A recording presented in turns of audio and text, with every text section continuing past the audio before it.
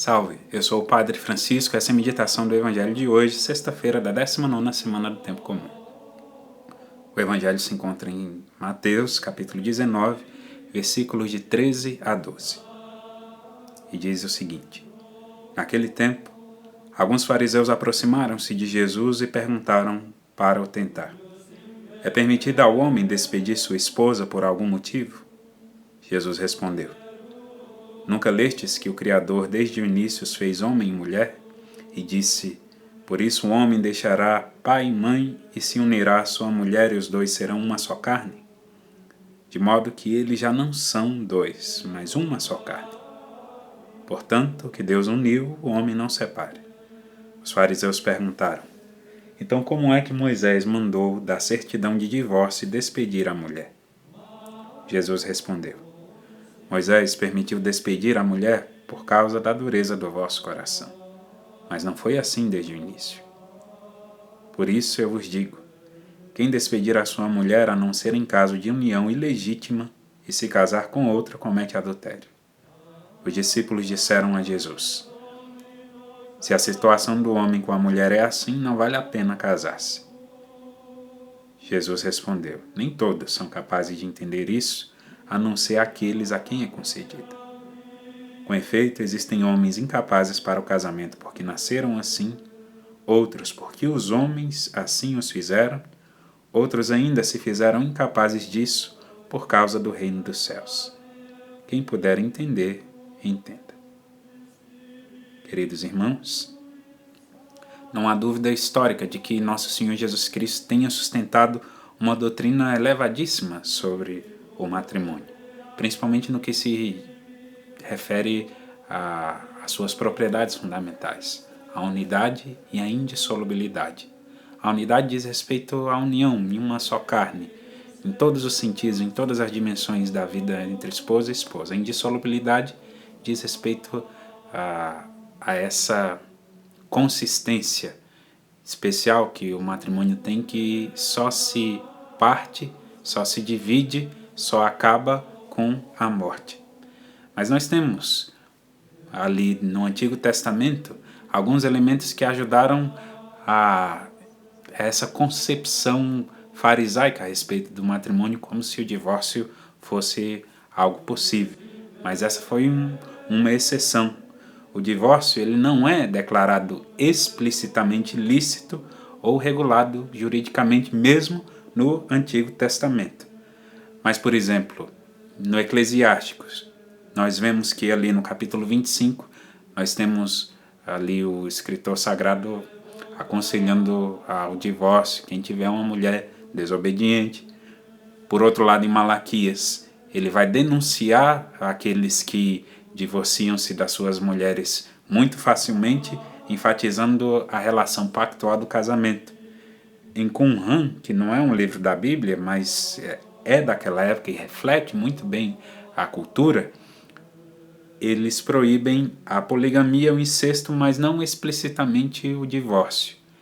Mas para quem quer entender as Sagradas Escrituras do seu modo, de um modo exclusivamente pessoal e tendencioso, talvez de acordo com as suas próprias misérias, claro que iriam fazer uso dessa exceção de Moisés e apregoar um divórcio diante de Nosso Senhor Jesus Cristo para colocá-lo ali numa situação difícil, porque se ele respondesse sim, ia desafiar e apoiar os fariseus, mas ia se contradizer. Se ele dissesse não, Nosso Senhor Jesus Cristo ia ter que explicar. E ele disse não, e explicou muito bem.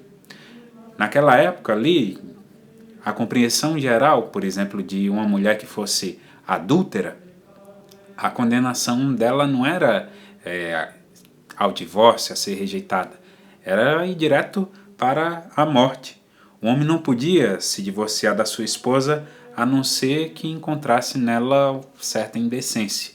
Só que quem definia naquela época o que era indecência era o homem. Então, se você tivesse com a sua consciência mal formada e como propósito somente tratar as pessoas de uma maneira descartável, o sujeito ia dizer, ó, indecência nesse aspecto, em qualquer coisa, e se divorciava da mulher. Então não era uma noção assim muito clara e era mal compreendida e mal interpretada. Nosso Senhor Jesus Cristo, para lançar uma luz sobre essa questão, ele fala justamente da criação, do modo com que Deus criou a humanidade, homem e mulher, perfeitamente complementares entre si. Então, naturalmente, o homem e a mulher já são destinados a esse consórcio, a essa união. E aí o homem é chamado a, junto com a sua mulher, fundar uma nova família. E aí nós vemos que quando o nosso Senhor Jesus Cristo afirma o homem não separa aquilo que Deus uniu, está aí como pano de fundo a crença de que é vontade do Criador a união permanente das pessoas casadas. E que essa vontade é ainda mais uma vontade original. Então nosso Senhor Jesus Cristo, ele toma esse matrimônio ali do Antigo Testamento, que era natural, vamos dizer assim, e eleva a condição de sacramento. E aí tem implicações salvíficas. E se revela até mesmo como o matrimônio uma imagem, por exemplo, da entrega de Cristo pela igreja, da entrega de Deus pela humanidade. E nosso Senhor Jesus Cristo, ele segue no Evangelho advertendo aqueles que o perguntaram, dizendo que aquilo fora por causa da dureza dos corações. Uma simples concessão. Mas a partir de nosso Senhor Jesus Cristo se inaugura esse caráter sacramental do matrimônio, portanto, sobrenatural, e que exige uma resposta mais profunda, radical e necessária. E nosso Senhor Jesus Cristo segue dizendo para os seus discípulos ali uma explicação mais pessoal e dizendo, mostrando com muita clareza a cláusula de exceção, que seria por união ilegítima, ou seja, por uma união que não aconteceu, então na verdade nem é divórcio. Muitas pessoas, por exemplo, pensam que processo de nulidade seria para anular um matrimônio, seria para desfazer um matrimônio. Não. Um matrimônio que aconteceu, a única separação possível é a morte. Um processo de nulidade é a investigação canônica que se faz para provar que o matrimônio não aconteceu. E aí, dependendo de como se conduz ali o processo e qual a conclusão que se chega, é declarada a nulidade matrimonial.